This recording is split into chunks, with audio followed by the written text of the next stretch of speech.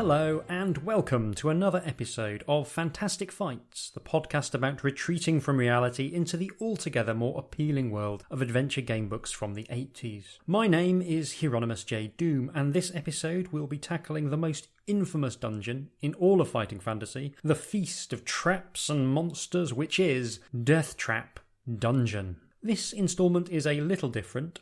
The deadliness of the dungeon is sufficiently high that I've recorded not one, but two episodes showcasing two different playthroughs. One with an honestly rolled up character, and one where I've taken the maximum values for all three attributes. It's this second playthrough that I'll be featuring in this episode. I'll be releasing a somewhat shorter bonus episode containing that first playthrough in a few days' time. Deathtrap Dungeon marks the first time the series returned to the classic murder spelunking action that characterised the role-playing games which inspired the fighting fantasy series. Whereas Warlock of Firetop Mountain was an exercise in serving up the classics, sticking largely to the tropes and expectations of a Dungeons & Dragons adventure, Deathtrap Dungeon is an exercise in showing off just how strange the dungeon environment can get with the proper framing device. Deathtrap Dungeon was written by Ian Livingstone, with cover art and internal illustrations by Ian McCaig, whose art so enlivened the preceding City of Thieves. It was first released in 1984. Without any further ado, I present my second playthrough of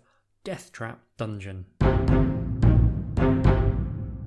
Welcome to my second playthrough of Deathtrap Dungeon. The first playthrough ended ignominiously, I think is the right word. And so what I've decided to do is actually do a second run using a character that's effectively a paragon of awesomeness. So my first character was a bit rubbish. This character, Vastly Bro-Magnet, is awesome at everything. Skill 12, Stamina 24, Luck 12, properly cheated to get the best possible stats, and I'm still not convinced I'm actually going to make it to the end of the adventure. Hopefully, however, we will be making it a little bit further than our first luckless contestant in the Trial of the Champions. I'll be taking a different route through pretty quickly so as to try and avoid duplicating material I've already covered. So hopefully this is a longer and I hope equally enjoyable tour through Deathtrap Dungeon.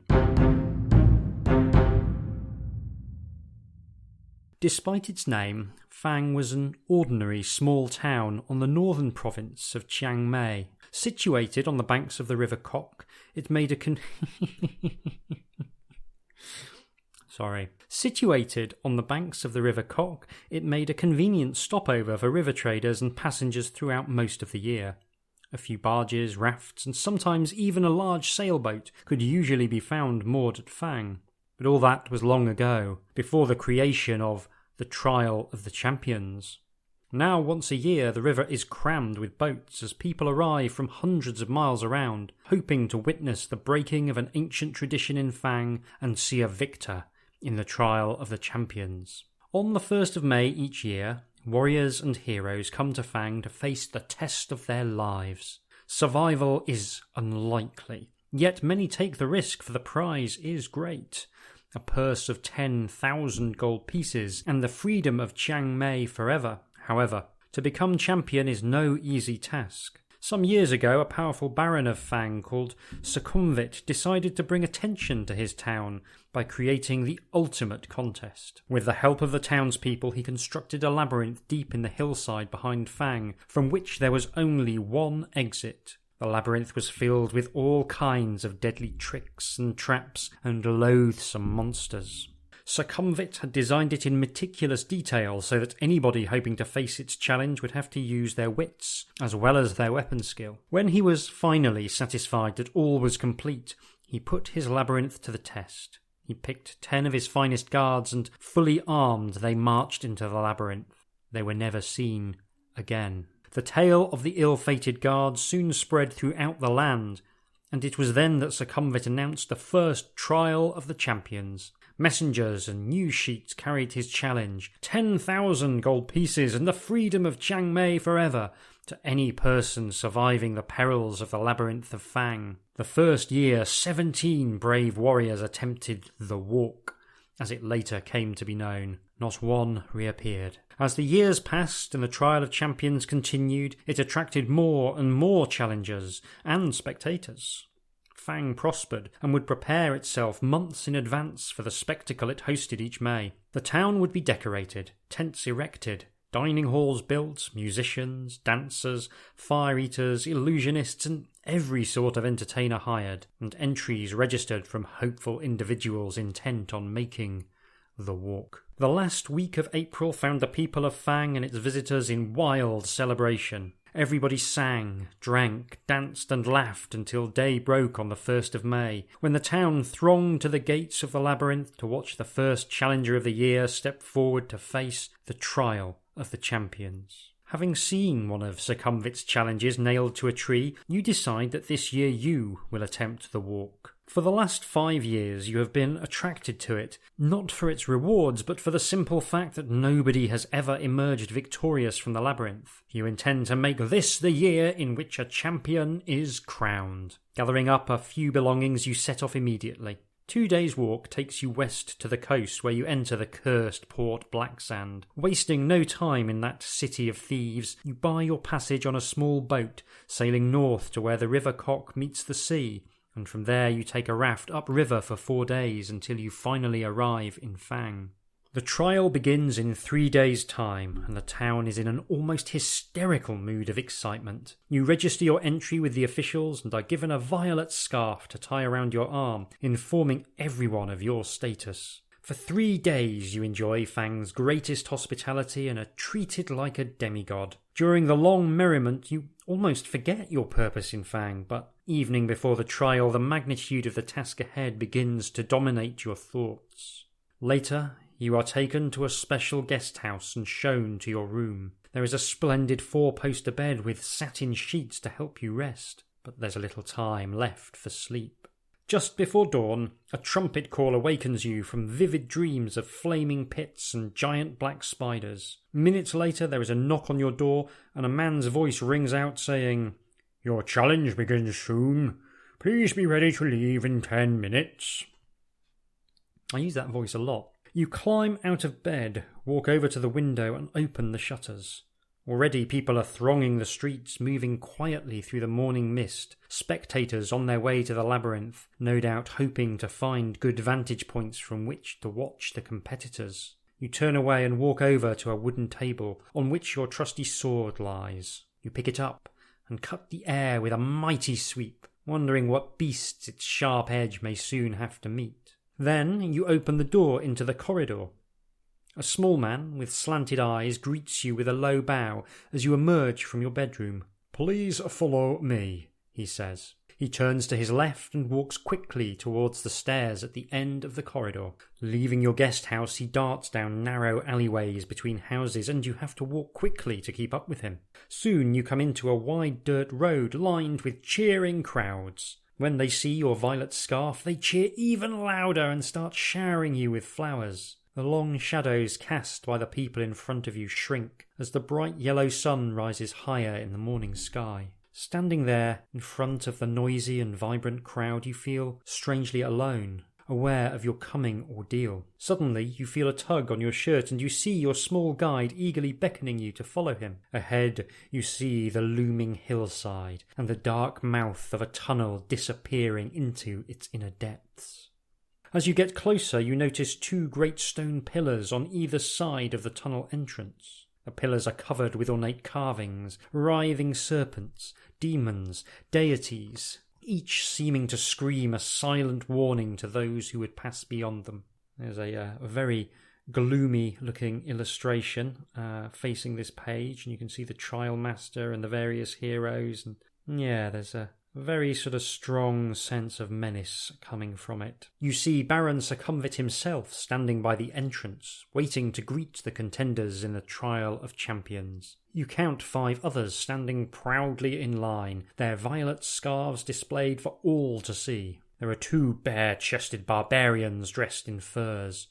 They stand completely motionless, legs straight and slightly apart, arms thrust forward to rest on the hilts of their long, double-headed battle axes. A sleek elven woman with golden hair and feline green eyes is adjusting the crossbelt of daggers wrapped around her leather tunic. Of the two remaining men, one is covered from head to foot in iron plate armour, with a plumed helmet and a crested shield. The other is cloaked in black robes, only his dark eyes showing between the swathes of his black face scarves. Long knives, a wire garrote and other silent death weapons hang from his belt. The 5 contenders acknowledge your arrival with almost imperceptible nods of the head. You turn to face the exultant crowd for the last time. Suddenly, a hush falls over the crowd as Baron Succumvit steps forward, holding 6 bamboo sticks. You draw one from his outstretched hand and read the word 5th. Then the trial begins. The knight is first. He salutes the crowd before disappearing into the tunnel, and is followed half an hour later by the elf. Next goes a barbarian, and then the dark assassin. Now it is your turn to salute the crowd. Holding your violet scarf aloft, you take one final deep breath of cool, fresh air before turning to pass between the stone-pillared gateway into Succumvit's corridors of power, to face unknown perils on the walk through the mighty Baron's Deathtrap Dungeon. Well, that's quite the introduction. I do think Ian Livingstone's really good at setting a scene. I feel very excited. The clamour of the excited spectators gradually fades behind you as you venture deep into the gloom of the cavern tunnel. Large crystals hang from the tunnel roof at 20-metre intervals, radiating a soft light, just enough for you to see your way. As your eyes gradually become accustomed to the near darkness, you begin to see movement all around. Spiders and beetles crawling up and down the chiselled walls disappear quickly into cracks and crevices as they sense your approach. Rats and mice scurry along the floor ahead of you. Droplets of water drip into small pools with an eerie plopping sound which echoes down the tunnel. The air is cold, moist and dank. After walking slowly along the tunnel for about 5 minutes, you arrive at a stone table standing against the wall to your left. On it there are 6 boxes, one of which has your name painted on its lid. Do you wish to open the box? I do, because I know there's something good in it. The lid of the box lifts off easily. Inside you find 2 gold pieces and a note written on a small piece of parchment addressed to you. After placing the gold in your pocket, you read the message which says, "Well done. At least you have the sense to stop and take advantage of the token aid given to you. Now I can advise you that you will need to find and use several items if you hope to pass triumphantly through my Deathtrap Dungeon. Signed, Succumvit." Memorizing the advice on the note, you tear it into tiny pieces and continue north along the tunnel. After walking down the tunnel for a few minutes, you come to a junction. A white arrow painted on one wall points west. On the floor you can see wet footprints made by those who entered before you. It is hard to be sure, but it looks as though 3 of them followed the direction of the arrow, while 1 decided to go east. Do you wish to head west, following the footprints, or head east, following the lone footprints? I will go west, as I did last time. Following the 3 sets of wet footprints along the west passage of the tunnel, you soon arrive at a junction. If you wish to continue west, following 2 sets of footprints, you can. Do you wish to head north, following the 3rd set of footprints? I will go north, following the 3rd set of footprints. Ahead you hear the thud of heavy footsteps approaching. Out of the gloom steps a large primitive being dressed in animal hide and carrying a stone club. On seeing you, he grunts and spits on the floor, obviously a native of Northampton, then raises his club and lumbers on towards you, looking anything but friendly. Definitely a denizen of Northampton. You draw your sword and prepare to fight the caveman.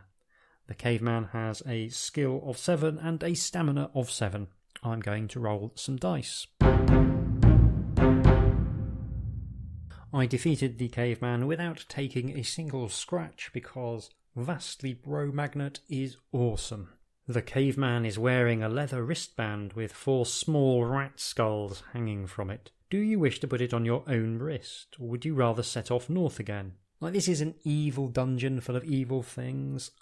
I genuinely think this is probably a trap, so I'm going to go off to the north. You see a backpack propped up against the tunnel wall. You wonder if it belongs to one of your rivals. Do you wish to take a look inside, or would you rather continue north?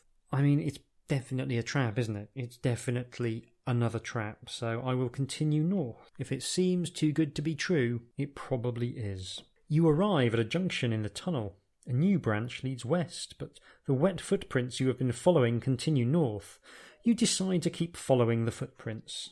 You soon come to another junction in the tunnel. One branch leads east, but the wet footprints you have been following continue north, and you decide to follow their trail. It is a familiar location. The passage opens out into a wide cavern which is darker but much drier. Ahead you see the footprints gradually fade, then disappear. There is a large idol in the centre of the cavern, standing approximately 6 metres high. It has jewelled eyes, each as big as your fist. There are 2 giant stuffed bird-like creatures standing on either side of the idol. Do you wish to climb the idol to take the jewels, or do you wish to walk through the cavern to the tunnel in the opposite wall? So, I've tangled with this idol before. I'm still going to try and climb up it though, because I do feel like I should be... I mean, it's an Ian Livingstone story. I feel as though I should be trying to scavenge as much as is humanly possible. The idol is very smooth and will be difficult to climb. Do you have any rope? I do not. Slowly and carefully you begin to climb the idol. You are about to grasp hold of the large ear when suddenly your foot slips. Test your luck. I have a luck of 12, so I'm automatically lucky. You just manage to grab the idol's earlobe and regain your footing. You scramble over its face and sit down on the bridge of its nose. You draw your sword and consider which jewelled eye to prize out first. Do you wish to prize out the left eye or the right eye? I'm going to be prizing out the left eye. As you touch the emerald eye of the idol, you hear a creaking sound below you. Looking down, you are shocked to see the 2 stuffed birds taking flight. Their wings flap in jerky movements, but they are soon above you and look set to attack. Fight the flying guardians one at a time, but reduce your skill by 3 during this combat because of your restricted position. The first flying guardian has a skill of 7 and a stamina of 8, and the second flying guardian has a skill of 8 and a stamina of 8. I will see you on the other side. Okay, I have defeated the flying guardians. It turns out stuffed exotic birds are a lot better at fighting than you might think, as I suffered a total of 10 stamina points of damage. Fortunately, a Cornish pasty and a packet of custard creams have swiftly got me back up to 22 points of stamina, so that was a surprisingly close run thing given their low skill scores, but yeah, that's the way it goes sometimes. You look down and see the crumpled bodies of the flying guardians lying motionless on the floor. You start to prize out the idol's emerald eye with the tip of your sword. At last it comes free. You're surprised by its weight. Hoping that it may be of use later, you put it in your backpack. Do you wish to prize out the right eye? I do not. I would rather climb down the idol. You lower yourself carefully down the idol, and wasting no more time in the cavern, run forward to the tunnel in the northern wall. Not much further down the tunnel, you come to a closed door on your left. Putting your ear to the door, you listen intently, but hear nothing. Do you wish to open the door? I mean, obviously, yes. I wish very much to open the door. You enter a room which is small and completely empty. As soon as you are inside, the door slams shut behind you. Suddenly a voice booms out of nowhere shouting, "Welcome to Deathtrap Dungeon, the ingenious killer labyrinth of my master. Adventurer, I trust you will pay your respects to my master by shouting out his name. Will you shout, 'Hail, Circumvit,' or 'Circumvit is a worm'?" I mean, I guess he's an egomaniac. I mean, he's a baron. Are there any barons that aren't egomaniacs? I'll go hail Succumbit. Once again the mysterious voice calls out, only this time its tone is full of contempt and derision. So we have a snivelling weed in our midst, do we? Sneers the voice. My master has a special gift for you, loathsome creep. Suddenly, water starts pouring into the room through a hole in the ceiling. It soon rises above your ankles. There is no apparent way of escape. You wade back to the door.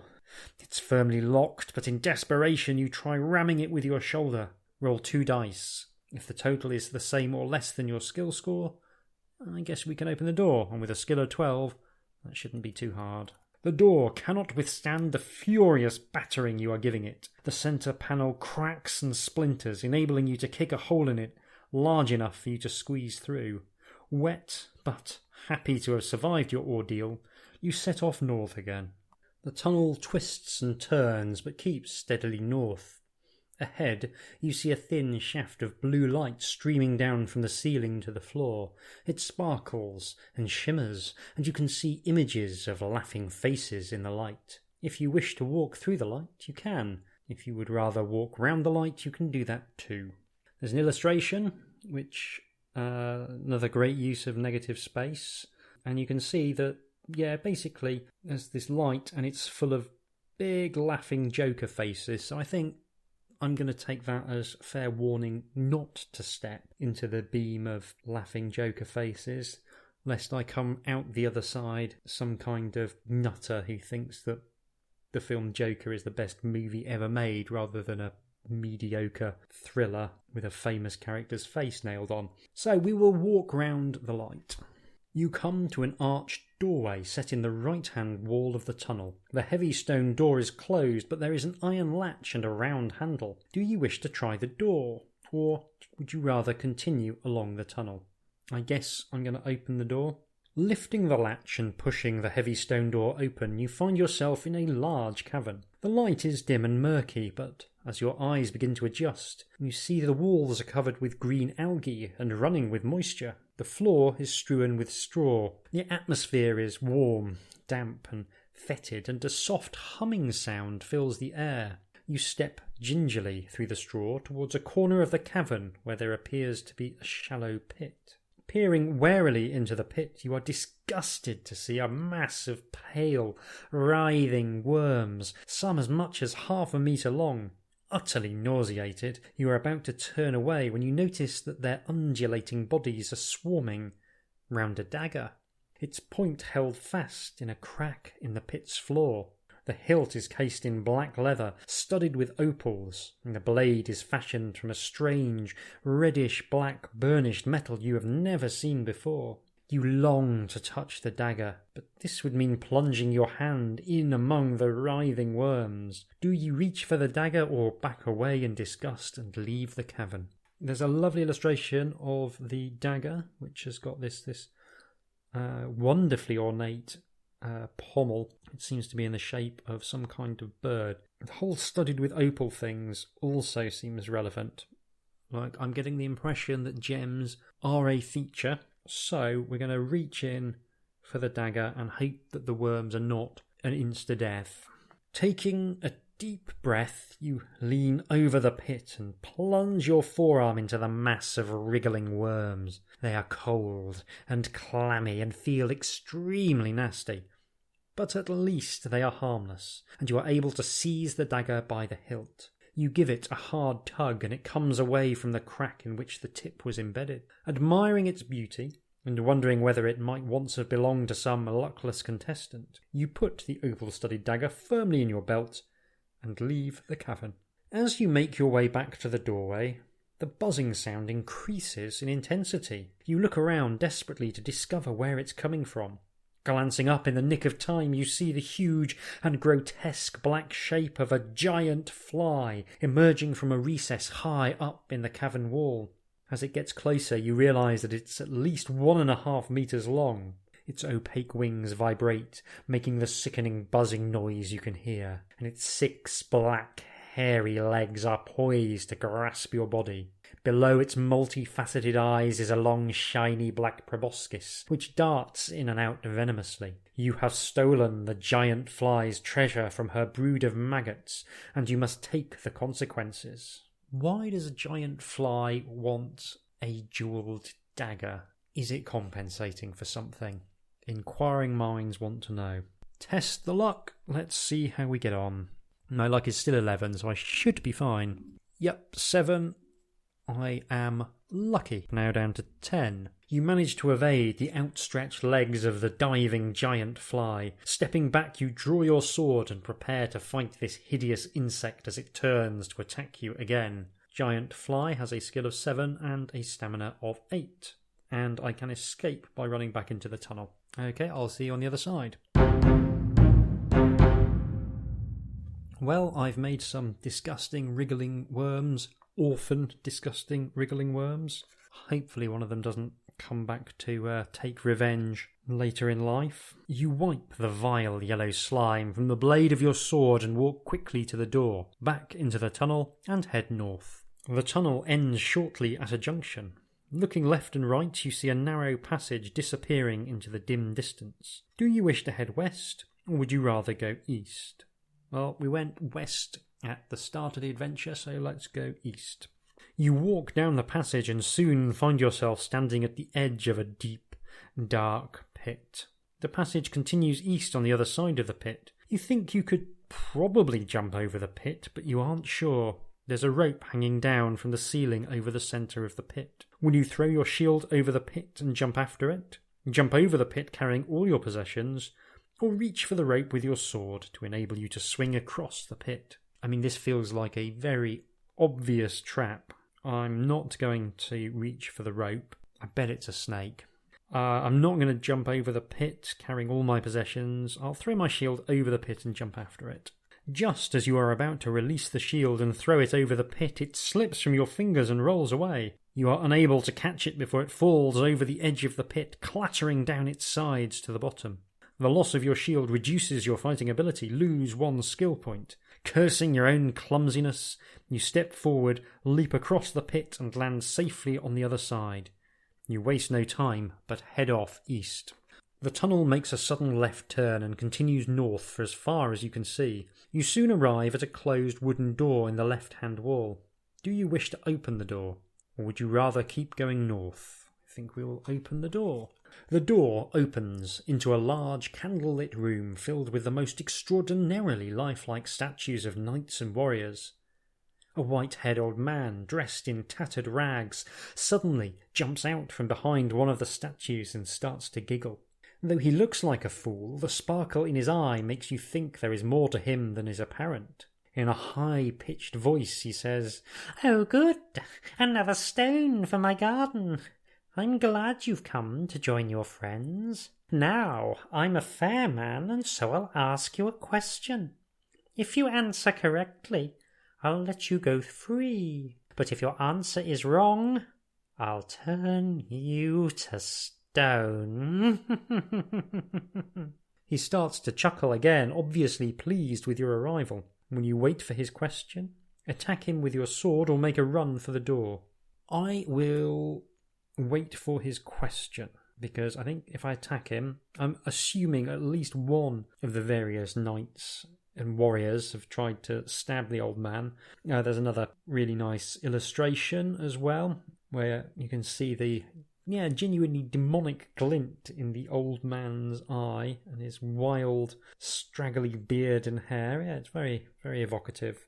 But yeah, I'm sure others have tried attacking him and running for it and probably come to nothing, so let's wait for the question. The old man points at one of the statues and you recognise it immediately. It is the knight who started the Trial of Champions. The agonised look on his face is locked in stone for eternity. The old man smiles, saying, "This man weighs 100 pounds plus half his weight. How much does he weigh?" What will you answer? 100 pounds, 150 pounds, or 200 pounds? Okay, so 100 pounds plus half his weight is a very roundabout and obtuse way of saying half his weight is 100 pounds. So he weighs 200 pounds. Still smiling, the old man looks at you and says, "Well done, stranger. You have answered correctly. I wish you good fortune during the rest of the Trial of Champions, and to this end I shall increase your powers." He then mutters a few more unintelligible words, and you feel a powerful surge soar through your body. Add 1 each to your luck, stamina, and skill scores. You bid the old man farewell and leave his room to continue north along the passage. So that takes our skill back up to 12, our stamina up to 23, and our luck up to 11. Only a few metres further down the passage you see another closed door in the left-hand wall. The letter X is scratched into its centre panel. Putting your ear to the door, you listen intently but can hear nothing. Do you wish to open the door, or would you rather keep walking north? X because it's a bad place, or X because X marks the spot? Inquiring minds want to know. Let's open the door. The door opens into a large room. You look round the room and see nothing of interest apart from an alcove in the west wall and a stone chair in the middle of the room. Sitting on the chair is the skeleton of an armed warrior, possibly a contestant from years gone by. The skeletal fingers of its right hand are gripped round a piece of parchment. Do you wish to take the parchment from the skeleton, or would you rather walk over to the alcove? There is an illustration. The skeleton appears to be wearing some very antique scale mail and is sitting in an attitude of, I don't know, it kind of reminds me of the main character from Married with Children, which is a reference that definitely dates me. I will, however, go and take the parchment from the skeleton. I imagine it'll be like taking parchment from a skeleton. Why that saying's never caught on. Touching the parchment has precisely the effect you had feared. The skeleton lurches forward and, rising from its chair in a series of jerky movements, raises its sword to strike you. Lunging sideways, you draw your sword to defend yourself. The skeleton warrior has a skill of 8 and a stamina of 6. See you shortly. I have defeated the skeleton warrior. He did hit me once, taking my stamina down to 21. Once again you reach for the parchment, only this time it is lying amidst a pile of broken bones. Unfolding it, you see a map of a room with a drawing of a hideous creature inside it. Beneath the monster is a rhyme which reads, "Should you meet the manticore, of its tail beware. Shield yourself against the spikes, flying through the air." You fold up the piece of parchment and put it in your backpack. Repeating the rhyme over and over to yourself, you walk across to the alcove. At the back of the alcove are some steps leading down into a cellar. The cellar ceiling is quite low and the floor is strewn with rubbish and debris. In the middle of the wall opposite you is an archway which leads into another crystal-lit tunnel. There are large mushrooms growing on the rubbish to your right. Do you wish to step through the archway, or would you rather stop to eat some of the mushrooms? I mean, I do love mushrooms, but I maybe don't love mushrooms I don't recognise growing in a place called Deathtrap Dungeon, so I'm going to give those mushrooms a miss. The tunnel continues west for several hundred metres, finally ending at some steps leading up to a closed trapdoor. You climb the steps slowly, hearing muffled voices above you. In the dim light, you can see that the trapdoor is not locked. Do you wish to knock on the trapdoor, or burst through the trapdoor with your sword drawn? Knocking may very well be polite, but pretty much everything in the Deathtrap Dungeon has tried to kill me, with the exception of the man who threatened to kill me if I didn't answer a riddle, so I think I might just burst through the trapdoor. You throw the trapdoor open and run up the steps into a bright lantern-lit room. 2 goblins are sharpening their short swords on a stone set in the middle of the floor. You catch them momentarily off guard, but they quickly recover and both rush forward to attack you. So we're fighting them at the same time, which means that both goblins get a chance to hurt me, but I only get a chance to hurt one of them. This should be fine, however, as the first goblin has a skill of 5 and a stamina of 4, and the second goblin has a skill of 5 and a stamina of 5. So I'm going to stab them to death, I think. I killed the goblins in short order, despite rolling very low, and there's something surprisingly pleasing, I think, about killing kind of low-skill scrubs with low rolls, because it doesn't feel as though you're getting rid of any of your good rolls, if that makes any sense at all. Like, you don't want to waste a double 6 on a skill 5 goblin. That's just self-indulgent. The only furniture in the goblin's room is a table, 2 chairs and a cupboard on the wall. There are 2 closed doors, one in the west wall and the other in the north wall. Would you like to open the cupboard, open the west door, or open the north door? Oh, let's look in the cupboard.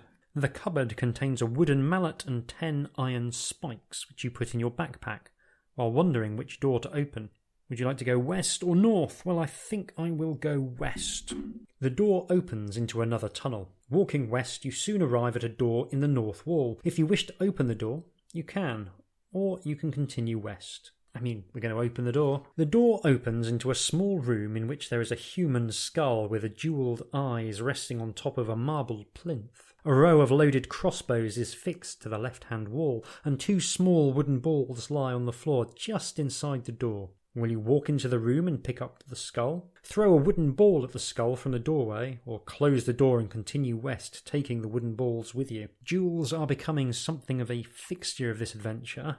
I mean, it is always a bit unnerving when the book so obviously signals a trap and so obviously suggests a solution. And in this case, there's also an illustration really just hammering home that there's a bunch of crossbows that are going to go off if you walk across the room, but 2 incredibly tempting orbs. So I guess we're going to go and grab the wooden ball and hoy it at the skull. You take aim and hurl the wooden ball at the skull. Roll 2 dice. If the number rolled is the same as or less than your skill, you succeed. My skill is 12, so that automatically happens. The wooden ball smashes into the skull, knocking it off the plinth and onto the floor. Much to your surprise, the crossbows do not release their deadly bolts. You step into the room cautiously and pick up the skull off the floor. You recognise the yellow jewelled eyes as topaz and eagerly pluck them from their sockets. You put them in your backpack, wondering whether or not a trap still awaits you in the room. Will you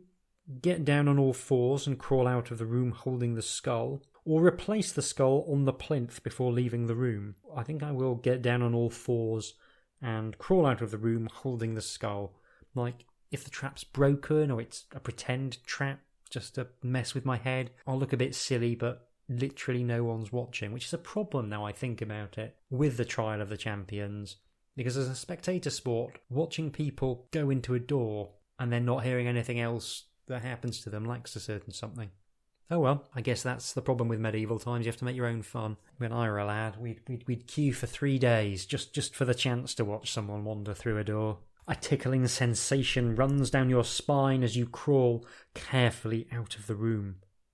Back in the tunnel, you heave a sigh of relief, throw the skull back into the room, and slam the door shut. Pleased with your good fortune, you set off west once again. The tunnel takes a sharp right turn and you find yourself in a sort of gallery, lined with mirrors for some 20 metres. A human skeleton appears to be pulled halfway through the mirror along the right-hand wall. Suddenly, a grotesque being with 4 arms and 4 screaming faces emerges from the mirror, barring your way ahead. It walks slowly towards you, each arm outstretched to grab you. It is a mirror demon from another dimensional plane, come to take your spirit. Will you make a wish, if you are wearing a ring of wishes, which I am not? Try and smash the mirrors, or attack the mirror demon with your sword.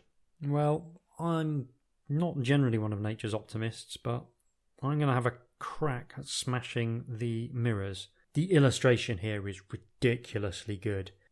Really, really unsettling. You can see the mirror demon, which is sort of like a kind of lithe woman with these 4 faces all jammed together and these 4 arms coming in and out of all the various mirrors on the side. It's really unsettling. I love it. You swing your sword against the mirror with all your might, but to no effect. The mirror does not break, and the mirror demon keeps advancing. Do you want to try and smash the mirror again, or would you rather attack the mirror demon instead?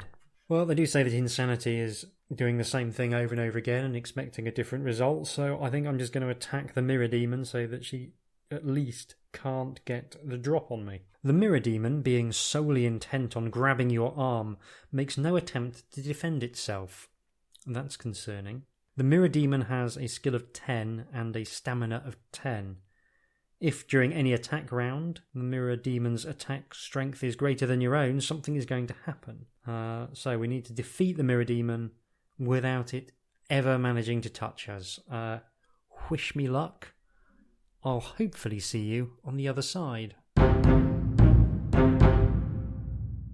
The Mirror Demon grabbed us with the first attack.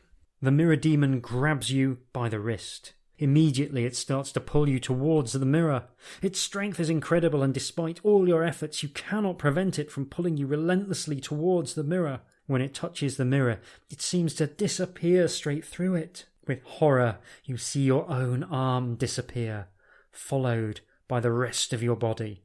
You are now in a mirror world, another dimension from which you can never return. That's unfortunate. Well, I'm going to invoke the sausagey bookmark clause, and I'm going to send us wibbling back in time, and I'm going to find out what would have happened had I smashed the mirror again, because I do have to know. Okay. The Mirror Demon is almost on top of you when, summoning all your strength, you strike one final blow against the mirror with your sword. Roll 2 dice if the total is the same as or less than your skill. Turn to one page. If the total is greater than your skill, turn to another. Well, my skill is or was 12, so let's see what happens to the ghost of Vastly Bromagnet. The mirror shatters, sending fragments of glass flying everywhere. The Mirror Demon's 4 faces cry out in agony, and cracks appear all over them, and they too shatter and fall to the floor in a pile of broken glass. Unfortunately, you cut your sword arm badly while smashing the mirror. Your strength is unaffected, your weapon skill is diminished. Lose 2 skill points before continuing your journey north. Okay, well, having satisfied myself of the outcome should you not hurl yourself willingly into the arms of the Mirror Demon on literally the very first round of combat, I think we will have to draw a veil over proceedings there. I'll be back in just a couple of seconds with a few of my thoughts on Deathtrap Dungeon. This has been one of the most maddening episodes of Fantastic Fights to actually create. With this show, I'm trying to do 2 things. I'm trying to give you an authentic experience of playing through an adventure game book, and at the same time I'm aiming to show off as much as possible of the game book itself. In the case of Deathtrap Dungeon, these 2 experiences are almost impossible to combine. The sheer difficulty of the book's challenges makes an honest playthrough likely to be frustratingly brief, especially if the person playing the book is some kind of idiot man-child. On the other hand, taking the time to practice and look up a map, it robs the experience of immediacy and excitement. Part of the fun of recording these playthroughs is not knowing ahead of time how it's going to pan out. So, in a possibly futile attempt to balance these competing desires, I settled on doing 2 playthroughs, hoping to explore different routes each time and thus strike a balance between honesty and actually getting to show off the book. In many ways, I still don't feel like I succeeded, but I think that's fine, because there's nothing more authentic when it comes to Deathtrap Dungeon than feeling like you've failed. I genuinely think this is a great adventure game book, but I'm really happy that it didn't become the template for future instalments. The sheer imagination on display in the design of the dungeons is awe-inspiring. Livingstone manages to make a virtue of unfairness by being completely and totally upfront about it. The whole framing device of a challenge, deliberately designed to be utterly lethal, is really, really useful, not least because the stakes are intentionally kept low. There is no greater peril to be faced in Deathtrap Dungeon. Your death, your inevitable death, will serve only to maintain the status quo. The Trial of the Champions will return next year, and someone else will eventually claim the honour of being the first victor.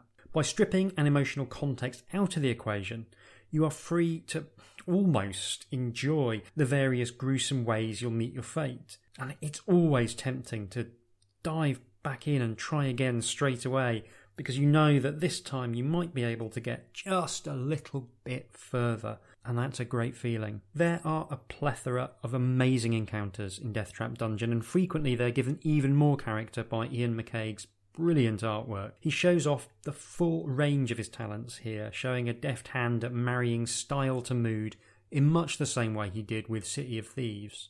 A fight with a Morningstar wielding orc makes use of forced perspective to show the weapon bulging almost out of the page.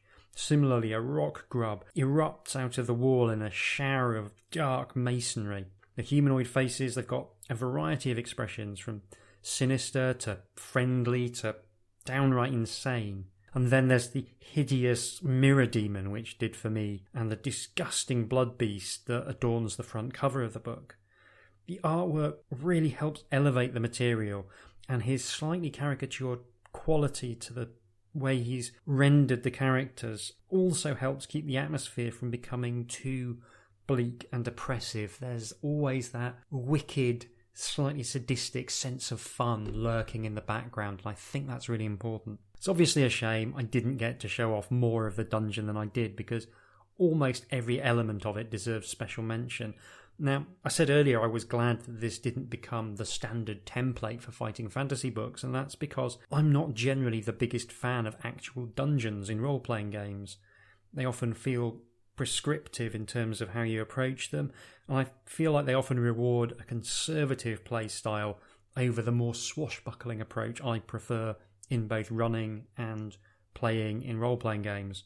But Deathtrap Dungeon is a macabre delight, and not just because there's so many different challenges to face. 1 minute you're climbing up a giant idol, the next you might be delving into a hole full of wriggling worms or fighting for your life against a giant dinosaur. No, the thing that really stands out to me after playing through several times is how cleverly Livingstone uses memorable elements to help you understand and grasp the meta-construction of the dungeon. Like, it doesn't take long to realise that gems of various sorts are going to be critical to your success, even without being directly told. But also, the presence of your competitors in the dungeon makes a wonderful repeating motif, which subtly encourages you towards the right track. You want to find out what horrors befall your compatriots because it's inherently interesting. So Livingstone ensures that the correct path through the dungeon has you either meet or find the remains of all of the other competitors. You'll eventually find yourself teaming up with one of them for a period, an alliance tinged with tragedy at the knowledge that in the end there can be only one winner. Alongside the more obvious markers, Livingstone is also careful to make sure every corridor of note has something in it to jog your memory. If you remember, one of my criticisms of Warlock of Firetop Mountain was that the early rooms all looked exactly alike, and it was really hard to keep them straight. Here, there's often a few key details pulled out of the environment to help you remember, even if you haven't been keeping a map, which you probably should, because it's a proper maze. But I like how varied and interesting the locations are, and how every encounter seems to offer both opportunity or sudden death. It's a tense old business at times. Of course, it's often entirely arbitrary whether you'll live or die. Baron Succumbit wants you to call him a worm rather than treat him with respect. One manky amulet you find on a thug is cursed. Another manky amulet you find on a different but similar thug has magical powers. The dungeon is littered with these choices, and ultimately only trial and error is going to get you through all of them. There's still plenty of places where you can progress by thinking carefully, and particularly by applying the old adage that if a thing seems too good to be true, then it probably is. If it was just random and unfair, then the whole thing would be an exercise in nothing but frustration. But on the other hand, if everything was foreshadowed, then it would be too easy, which wouldn't fit the brutally unfair theme that Livingstone's going for. It's hard not to look at Deathtrap Dungeon as Ian Livingstone wanting to go back and have another crack at a pure dungeon adventure with the benefit of having several more fighting fantasy books under his belt. But I think it's also a chance to poke fun at the very concept of the dungeon in the first place. Dungeons are these strange locations in role-playing games. They don't often make much sense. The temptation, particularly for more modern gamers, is always to try and turn a dungeon into something that does make sense, such as a crumbling castle or a ruined temple. But the problem with that is that the more sense a dungeon makes, the less it actually feels like a dungeon. A dungeon is this strange non-place where different monsters live cheek by jowl with strange old men dispensing clues, and treasure chests will either contain traps or magical weapons, apparently at random. A dungeon feels artificial and surreal, and here Ian Livingstone has found the perfect way to present that strange and bizarre location in a way that makes sense in the emerging shared setting of the fighting fantasy books. What's nice too is that having basically nailed the dungeon theme with Deathtrap Dungeon, Ian Livingstone knew to leave well enough alone, at least for a while. His next few books explore different locations and themes before eventually returning to Succumvit's newly rejigged murder basement in 1986's Trial of Champions, which is quite a few instalments down the line. All in all, I think Deathtrap Dungeon is a great entry in the sequence. Perhaps not so great for a playthrough podcast, but great nonetheless. And it's possible that I might even return to Deathtrap Dungeon again for another tour through Succumvit's stabby hole in the hill. Watch this space. There will be another bonus episode along shortly with my first playthrough, so look out for that. Otherwise, I'll be returning at some point soon. There's some family stuff currently going on in my life that might conceivably interfere with my recording schedule, but I will try and let you know if that's going to be the case. Don't forget that if you've enjoyed this podcast, you can express your appreciation in a monetary way by going to patreon.com/HJDoom and pledging as little as £1 a month. Or you can express your appreciation in a non-monetary way by simply leaving a review or telling someone you think might enjoy this nonsense. You can follow me on Twitter at HJDoom or email me at HJDoomRetrofun, which is all one word, at gmail.com. Take care of yourselves, be excellent to each other, and I'll see you again soon.